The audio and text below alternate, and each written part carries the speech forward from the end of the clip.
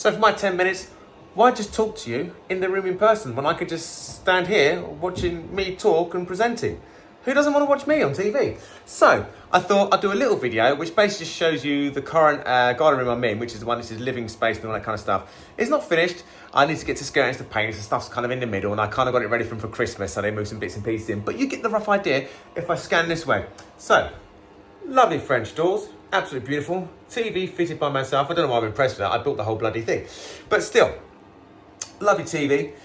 Now, fully fitted kitchen. There is an integrated dishwasher just down there. There is a special little heater underneath that tap, which just heats for the hot water. Obviously, fridge goes in the corner. Microwave fit in there as well. Beautiful extractor in that one there. Glass heater. Now, there is also a beautiful bathroom as well, which I think you find is very nice. Let me just do this. Oh, nice. Okay, so bring it into the bathroom.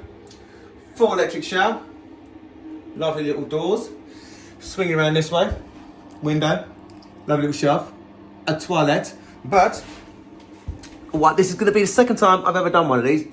But this is quite nice. I do like this. Are you ready for this? No door. Oh, yeah. Now there's a door. Wait for it. Wait for it. Oh, beautiful. And I mean, just gorgeous. Love it. Such a lovely little system.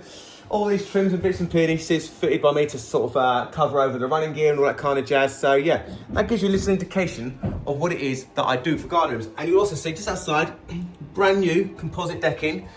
Dan's just finished that bit. He's working on the side bit at the front now. I'll just show you the front very quick so you've got a rough idea what size it is out there.